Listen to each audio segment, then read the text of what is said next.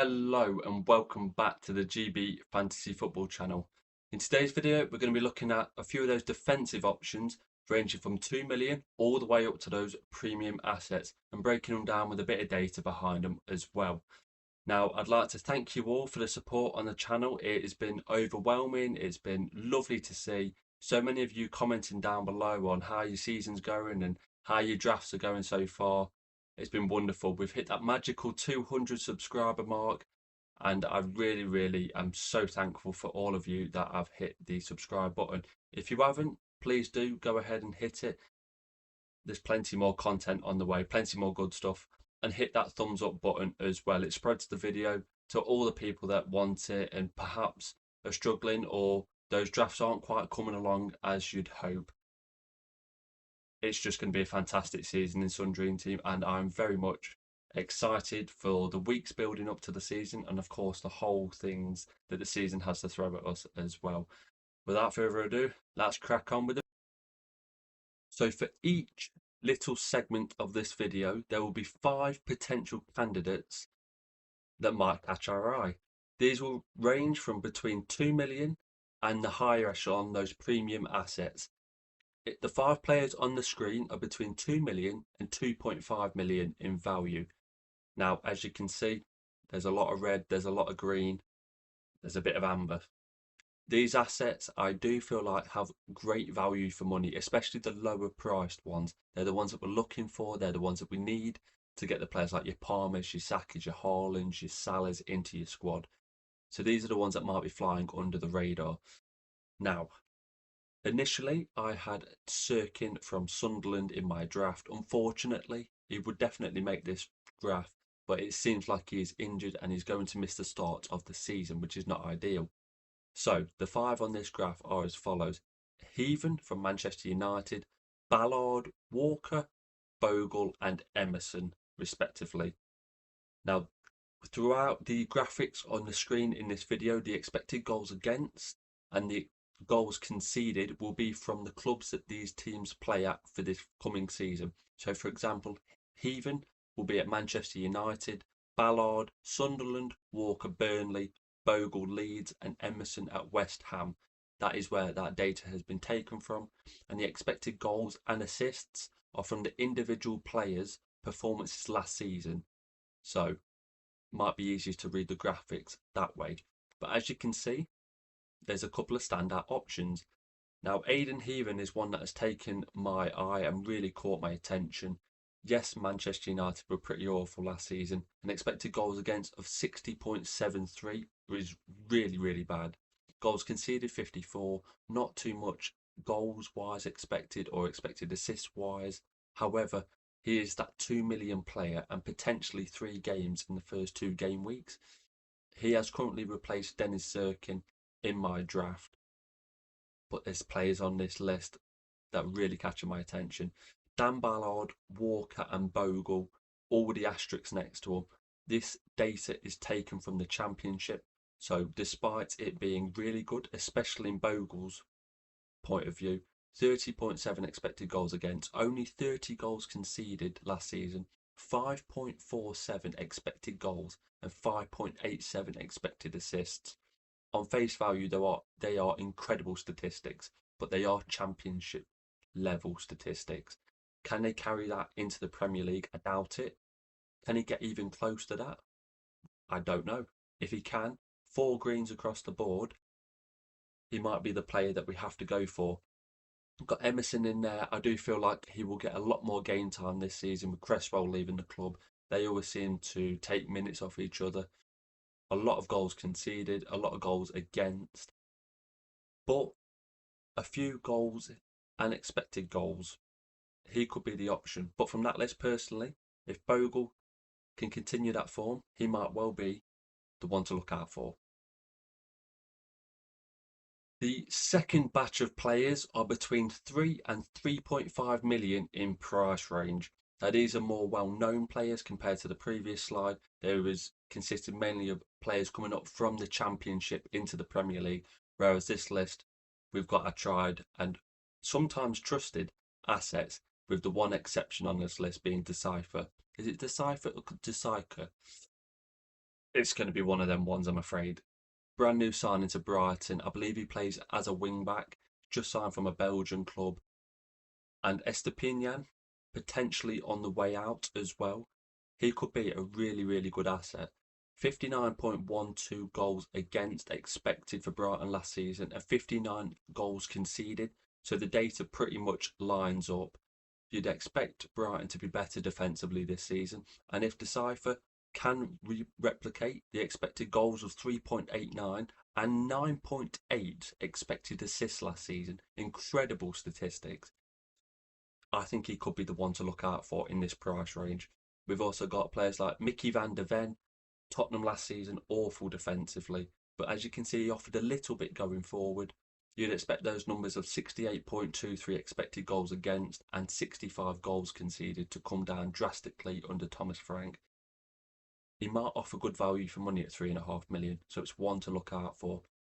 Nico Williams, one of the cheaper Forest assets, of course, they will be in the Europa League as things stand. Expected goals against, though, for Forest, a lot higher than I really would have thought. 55.92 expected goals against, with only 46 goals conceded. Now, Matt Sells shared the Golden Glove with David Raya last season, but if you look deep in those statistics, you'd actually see Forest smashed the data, conceding about 10 goals less than the data suggests. Would say maybe it was a one season wonder kind of thing. For Forest's sake, I do hope not. But maybe that Forest defence wasn't as firm as we all thought. Malo Gusto, a lot of people, I was wrong on this one, but a lot of people are saying he will actually start right back for Chelsea this season. Reece James being put into midfield a lot more. But Gusto for 3 million, only 43 goals conceded, very similar to Forest. Expected goals against of 54.26. So they've underplayed that stat by more than 10, 11 goals less conceded than the statistics pretty much say that Chelsea should have conceded. Can they do that again? You look at Chelsea's defence from the outset. I mean, I do personally, and I don't think it's watertight, but conceding less goals than a Forest defence that was lauded last season for great defensive performances is definitely one to look out for. And I think on that list, if Decipher can replicate those stats, he will be the standout option in that price range for me. Third graphic in today's video is between 4 and 4.5 million pound defensive assets. Now these are the players that the top end, well, mid to top end of that defensive budget. These are the ones we're looking at thinking, can we save just a bit on those premium assets?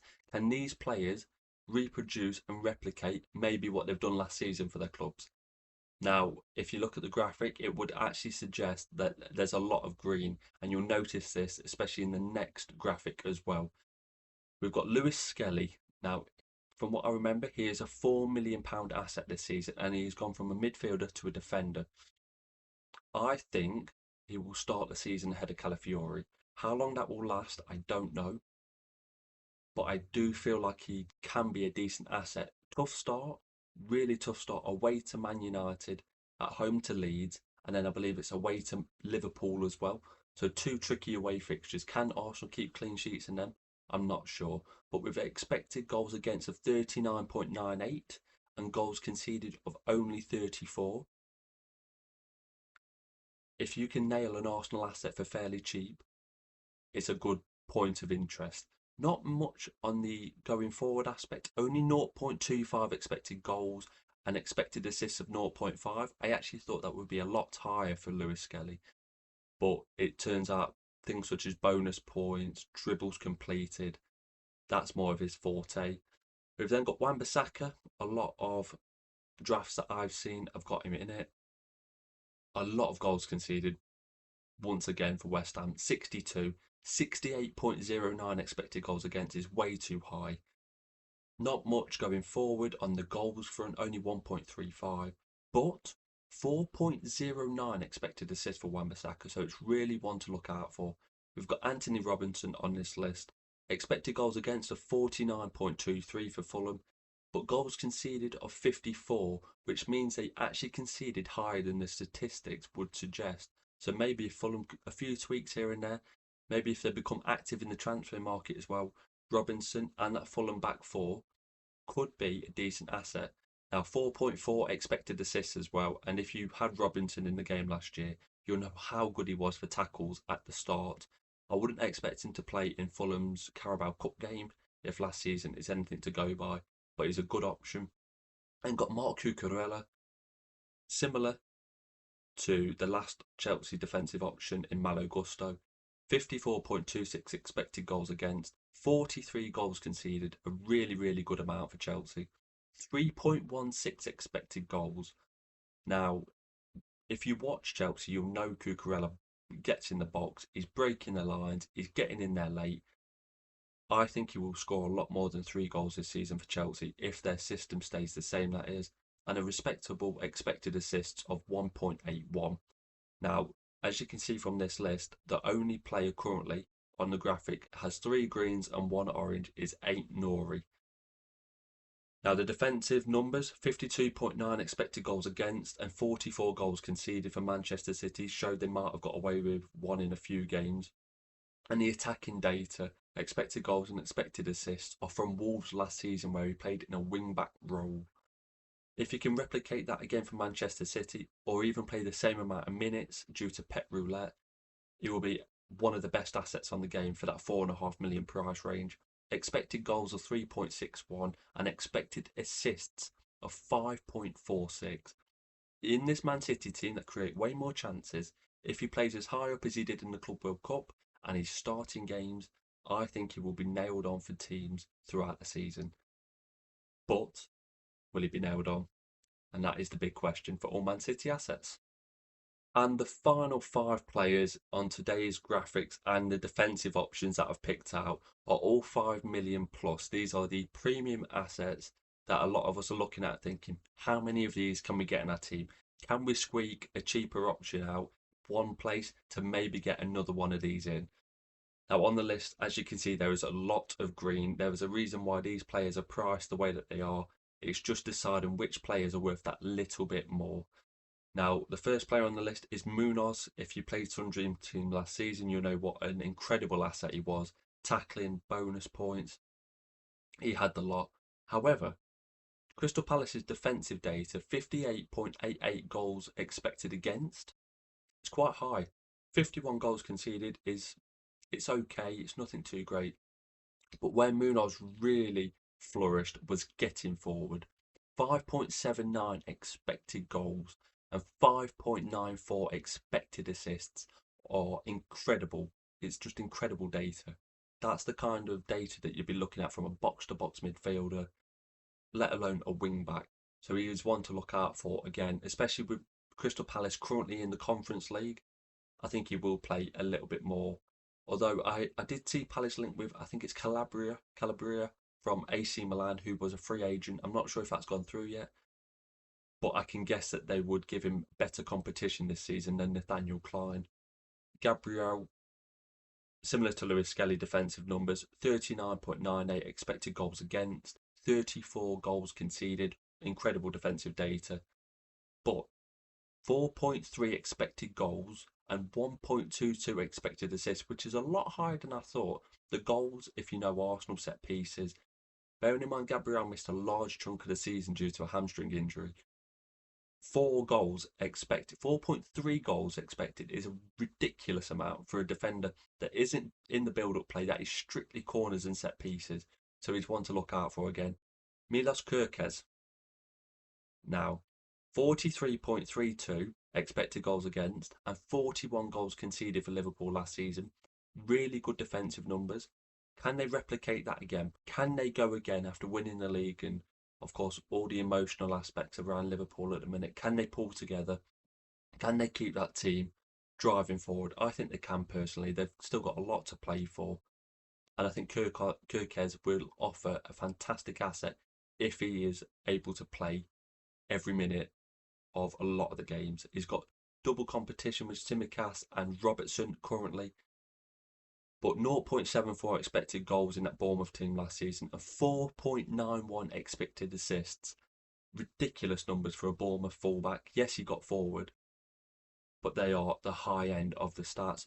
Gavardio, I think, despite the data on here looking good, he will play as that left centre half, and Aït-Nouri will play as a left back this year. So how much that affects his data, I'm not quite sure, but we will see. 52.9 goals expected against for Manchester City and 44 goals conceded. A really good number, but once again, they've conceded a lot less than the data suggests, so perhaps they will concede a few more this season. 4.61 expected goals, ridiculous numbers, but with him playing centre back, can he replicate it? And 2.06 expected assists, really good amount. How much will he get forward? I'm not too sure. And the last player on today's list is Pedro Porro. Uh, The, just look how red that is. 68.23 expected goals against and 65 goals conceded. Awful numbers from Tottenham. You're not expecting a clean sheet at all, and you'll be getting him in strictly on attacking returns. Now, for their sake, I hope Thomas Frank turns it around, and I think he will. I don't think those numbers will be anywhere near what they were last season. I think you'll be getting about 40 to 50 if his historical data at Brentford is anything to go off. 1.84 expected goals and 6.58 expected assists. Now, all this data today has come from Premier League only. This isn't just all the competitions. This isn't the Conference League, Europa League, Premier League. This is strictly Premier League data. So it just goes to show with 6.58 expected assists how crucial Porro was to that Tottenham system last season. If he's playing as a wing back in the Frank system, I think it adds a lot to his relevance and his need to be in people's teams. But from that graphic, I see a lot of potential in Kirkez and Gabriel. And that concludes today's video on the best defensive options with some Premier League data behind it, with my own personal opinions on each asset. Now, if you've liked today's video, do drop a like and subscribe to the channel. It'd be greatly appreciated. And also, if you have liked it, do drop a comment down below if you'd like a video on the midfielders and attackers to break them down, different price ranges, just delve a little bit deeper into those assets that potentially could be filling our squad. So do leave a comment down below if that's something that you're interested in. The socials are in the description below. We've got TikTok, X and Instagram, all good stuff. So please do go check it out. And that's it for today's video, I'm afraid. You'll be seeing me in a new one very soon.